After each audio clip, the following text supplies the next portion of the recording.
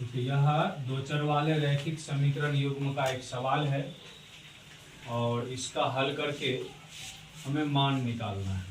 हल करके मान निकालना है किसका? एक्स वाई का। एक्स वाई चर में ना ये दो चर वाले रैखिक समीकरण है, इसे दो चर वाले रैखिक समीकरण युग्म का हल करना है, अर्थात एक्स और वाई का मान निकालना है। इसे हल करने के लिए इसको समीकरण नंबर 1 मान लेंगे और इसको क्या मान लेंगे? 2 मान लेंगे। अब यहाँ से देखते हैं, अगर लुप्तीकरण विधि से हल करते हैं तो यहाँ पर प्लस है, यहाँ पर माइनस है, साइन डिफरेंट है, जोड़ने पर कट जाएगा। लेकिन समीकरण 1 में क्या करना पड़ेगा? b से गुना करना पड़ेगा। यहाँ देखिए लिखते हैं समीकरण 1 में, यहाँ लिख देते हैं लुप्तीकरण विधि से हल। लुप्तीकरण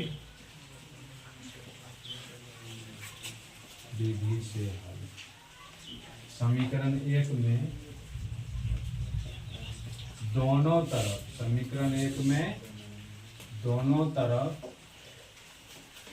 b से गुना करके हल करने पर, ध्यान से देखिए, गुना करके हल करने पर किसके साथ हल करना है? गुना करके समीकरण 2 के साथ,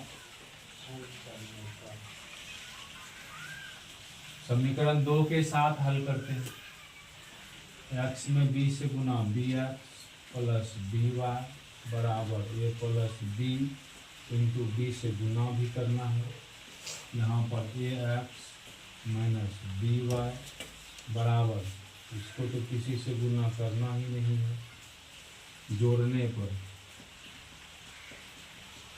यहाँ जोड़ देते हैं, लिखेंगे जोड़ने पर adding by plus B Y minus B Y cancel. यहाँ से जोड़ेंगे तो ए प्लस बी होगा। देखिए ए प्लस बी और एक्स कॉमन मार लेंगे। रही बात इसका हल करते हैं, बी से गुना करेंगे तो A B plus B square, नीचे वाला टर्म यहाँ से A square minus B square जैसे था वैसे लिख दिए, प्लस में बी स्क्वायर माइनस में बी स्क्वायर कैंसिल हो गया। यहाँ से हमें एक्स का मान चाहिए, ये गुना में है, A B plus A square बचा, इधर भेज देंगे तो ये भाग में चला गया।